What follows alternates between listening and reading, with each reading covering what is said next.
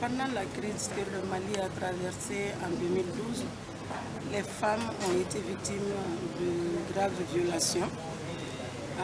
Nous avons constaté des cas de viol, des cas d'enlèvement, des cas de séquestration, des cas de mariage forcé et de mariage précoce, mais aussi des cas de flagellation et des cas de lapidage, parce qu'il y a une femme qui a été lapidée. Donc ça, c'est des graves violations des droits humains que les femmes ont subies au cours de cette crise de 2012.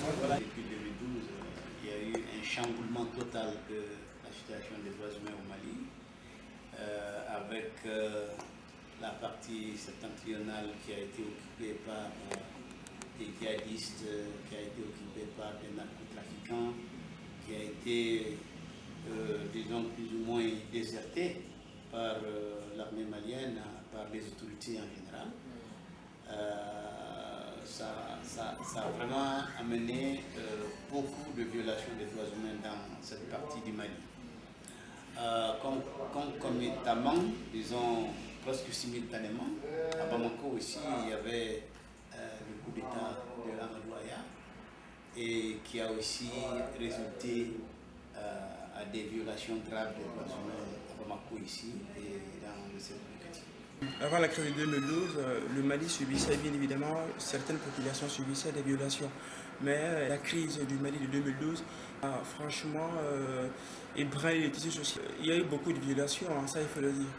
Parmi ces violations, nous pouvions citer d'abord la fermeture des écoles, s'agissant du droit des enfants. Au-delà de cela, il y a également, on a entravé également le droit à la vie. Il y a beaucoup de personnes qui ont été victimes de près et de loin. Donc on a ôté la vie à des personnes pour des futilités. Il y a d'autres droits également qui ont été violés. À l'égard bien évidemment de la femme, on a flagellé des couples, soit disant que ces personnes ont commis l'adultère.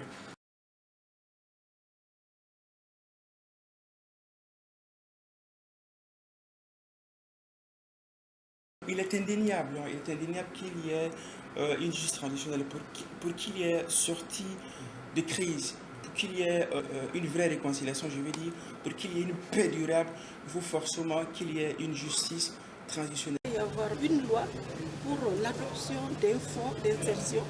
Donc tout ça, c'est des dispositions qui viennent renforcer notre justice. Donc je mettrai tout ce processus dans le cadre de la justice traditionnelle. Si nous devons passer par la justice traditionnelle pour pouvoir résoudre tous les problèmes qui se sont passés pendant ces quelques années, ça va nous prendre des dizaines d'années si nous voulons aller par le système moderne de la justice. Parce que là, vous savez, il y a les avocats, il y a les dossiers, etc.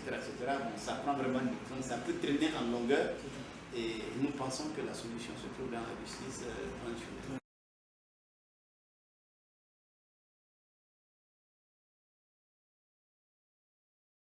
Alors la justice transitionnelle, c'est une stratégie ou une discipline ou une réponse complexe qui tend à apporter des solutions ou à apporter une manière ou à apporter une stratégie de gérer des crimes en masse, des graves violations des droits de l'homme qui sont commises dans une période post-conflit. Moi, je qualifierais la justice traditionnelle comme une justice du passé, du présent et bien évidemment de l'avenir. Et cela peut s'agir d'une période post-conflit, tout comme pas d'une période post-conflit, mais dont les violations se sont étirées pendant longtemps et qui ont causé des maux atroces à des générations et à des communautés entières. Elle part du postulat que ces crimes qui ont été commis ou ces violations qui ont été commises ne peuvent pas être gérées d'une seule façon. Ne peuvent pas tous trouver des dénouements devant des cours et tribunaux, par exemple. Et que dans tous les cas, les cours et tribunaux ne sont pas mieux équipés pour faire face à ces crimes de masse. Et donc, il faudrait voir comment mettre sur pied des mesures où certaines formes de responsabilités pourront être établies.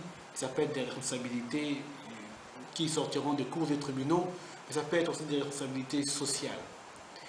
Et elle demande aussi à voir comment est-ce qu'on peut s'occuper durablement des victimes en termes de réparation.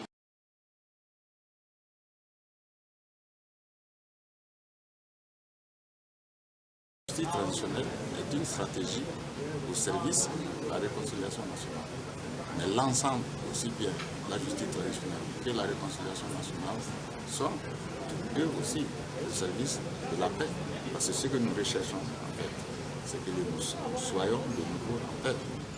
Tous ces processus, si les victimes qui souhaitent être reconnues en tant que telles comme des victimes et qui accèdent à un processus d'insertion, je pense que tout ça va amener vers le pardon, vers le vivre ensemble et vers une réconciliation nationale.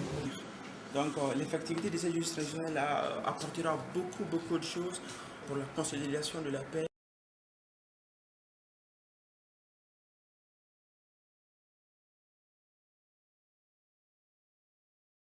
Que les victimes puissent vraiment s'exprimer, puissent avoir d'abord l'occasion de s'exprimer et d'avoir toute la vérité autour de leur cas. Et en ce moment-là, ils peuvent se prononcer et accepter les verdicts qui vont être prononcés. Il faut forcément la vérité.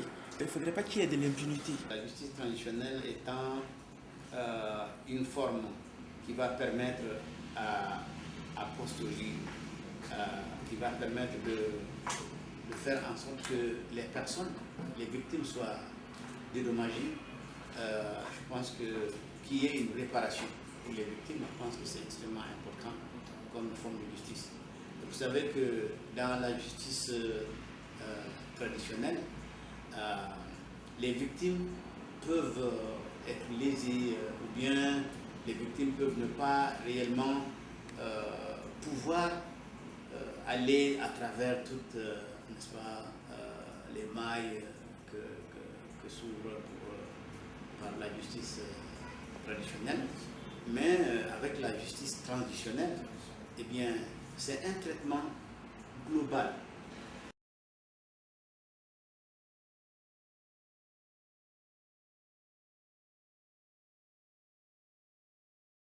Et donc, pour que la justice transitionnelle puisse avoir vraiment lieu, il faut aussi qu'on explique clairement ce que c'est que la justice traditionnelle à toutes les victimes et qu'on explique que ce n'est pas une justice qui vient remplacer la justice que nous avons actuellement, mais aussi ce n'est pas de l'argent qu'on vient distribuer aux gens comme ci, comme ça, mais il s'agit de faire en sorte que nous puissions faire parler tout le monde. La justice transitionnelle est un ensemble de mécanismes qui visent donc à rechercher la vérité, à rendre justice, à réparer, contribuer à la réconciliation nationale. C'est parce que on doit rechercher et dire la vérité, on doit rendre la justice à ceux qui en tout cas méritent qu'on rende justice, c'est parce qu'on doit réparer, on doit faire aussi des réformes que l'on veut effectivement pour sortir de tout cela, que les gens se réconcilient et que la réconciliation nationale soit une réalité. Mais en réalité, tout cela est aussi au service de la paix durable, la paix définitive dans le pays. On ne peut pas vouloir réconcilier les gens sans rendre justice, n'est-ce pas? On ne peut pas prétendre réconcilier les gens sans effectivement réparer ceux qui ont subi des préjudices. Il y a beaucoup de choses, des réparations qui vont être des réparations localisées. Autrement dit, on peut décider pour la réparation dans une zone ou un village qui a été massivement, disons, touché.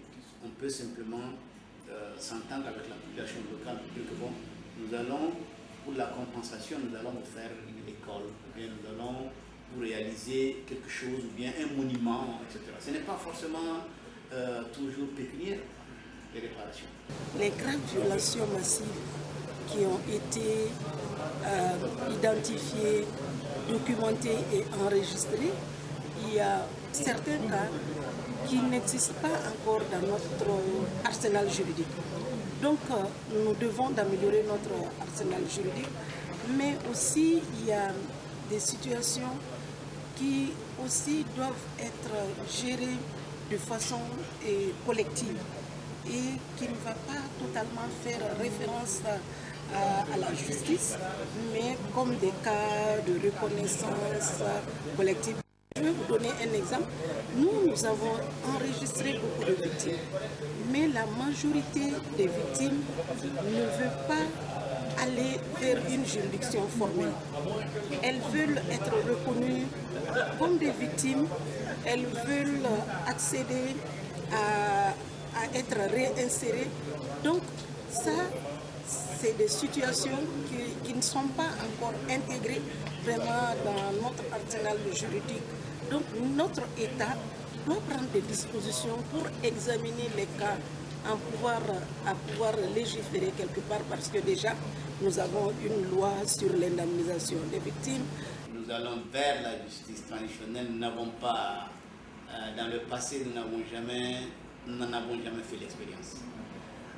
Mais nous pensons très bien que c'est une justice qui va permettre de pouvoir résoudre beaucoup de problèmes, étant donné que c'est une justice qui ne se base pas sur la justice traditionnelle seulement. C'est une justice qui englobe aussi bien la justice traditionnelle que nous sommes en train de pratiquer actuellement que d'autres formes de justice qui ne nécessiteront pas forcément la présence des juges et autres.